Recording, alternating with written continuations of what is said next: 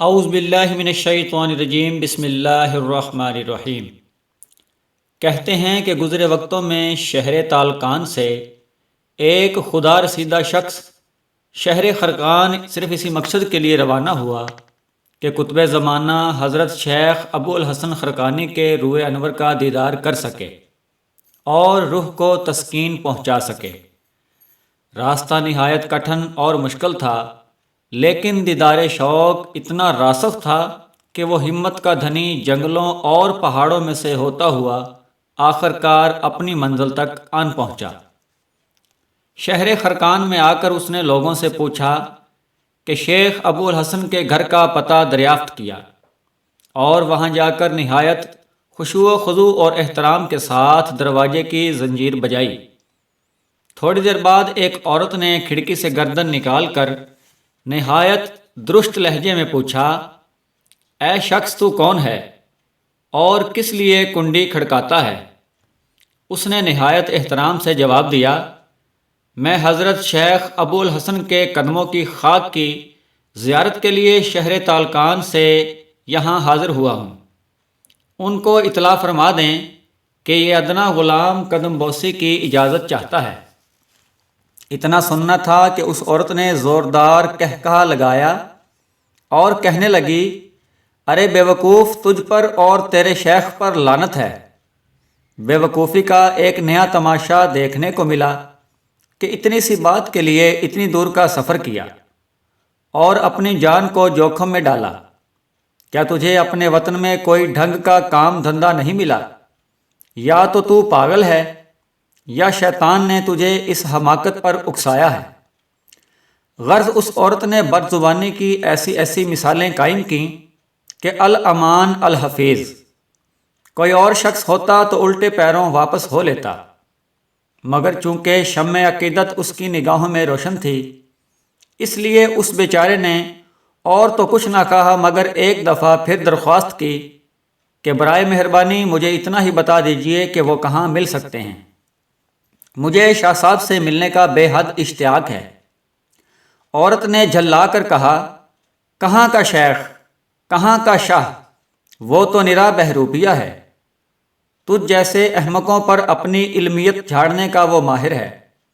اب بھی وقت ہے، جہاں سے آیا ہے وہیں لوٹ جا، ورنہ اگر اس فریبی کے جال میں پھنس گیا تو تباہ و برباد ہو جائے گا۔ نہ دنیا ہاتھ میں رہے گی اور نہ دین رہے گا۔ جسے تو حضرت اور شیخ گردانتا ہے وہ واقعہ ہی میں بڑی حضرت چیز ہے۔ اس کی زبان ایسی لچھے دار اور نظر ایسی دل فریب ہے کہ اچھا خاصا عقل مند شخص اس کی چالوں کا شکار ہو جاتا ہے۔ نہ ہوئے حضرت عمر رضی اللہ تعالی عنہ اس زمانے میں جو اپنے درے سے امر بالمعروف کرتے اور ان کی کھال کھینچ ڈالتے۔ اب تو بات برداشت سے باہر ہو چلی تھی۔ حضرت شیخ کا معتقد طیش میں آ گیا اور اس نے تمام ادب و آداب بالائے طاق رکھتے ہوئے اس بد زبان عورت کو خوب ڈانٹا اور وہاں سے چپ چاپ چلا آیا۔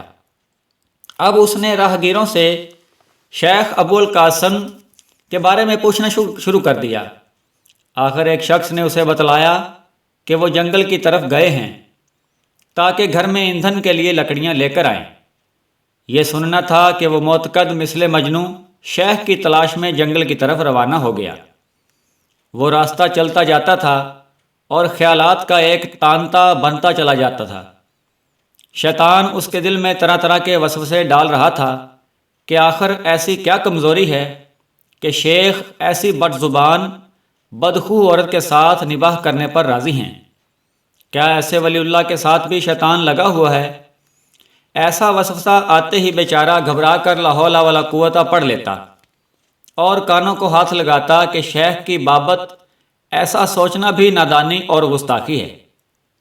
انہی خیالات میں مگن وہ جنگل سے گزر رہا تھا کہ اچانک جو نظر اٹھاتا ہے تو ایک عجیب و غریب منظر اپنے سامنے پاتا ہے۔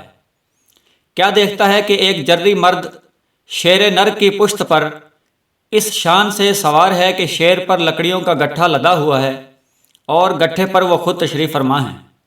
دائیں ہاتھ میں وہ سیاہ سانپ کا چابک ہے۔ عقیدت مند پہلی ہی نظروں میں تاڑ گیا کہ یہی حضرت شیخ ابو الحسن خرقانی ہیں۔ اس سے پہلے کہ وہ اپنی رداد ان کے آگے بیان کرتا، شیخ نے دور ہی سے ہنس کر فرمایا، اے ناسمجھ، اپنے فریبی نفس کے جال میں مت آ۔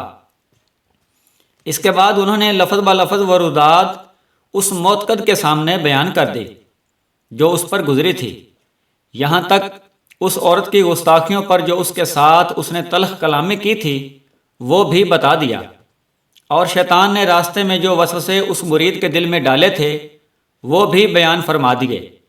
پھر اس کی تمام تر حیرتوں کا جواب بس ایک جملے میں عطا فرمایا کہ اے عزیز، وہ عورت میری زوجہ ہے۔ اب تو اتنا خیال کر لے کہ اگر میں ایک عورت کی بدزبانی پر تحمل کا دامن ہاتھ سے چھوڑ دیتا تو یہ شیر نر بیگار میں کیوں آتا۔ اس واقعے سے یہ سبق ملتا ہے کہ برزبان عورت بھی خدا تعالیٰ کا امتحان ہے جو اپنے نیک بندوں پر کبھی کبھار ڈال دیتا ہے۔ عورت چاہے کتنی بھی بدخواہ اور بدکلام کیوں نہ ہو، مرد سے کمزور ہی ہوتی ہے، اور جب کوئی مرد اس عورت کی زیادتی پر صبر کرتا ہے، اس کو سزا دینے پر قادر ہونے کے باوجود اس سے معاف کر دیتا ہے، وہی اصل مرد ہے، ورنہ عورت پر ہاتھ اٹھانا کہاں کی مردانگی ہے۔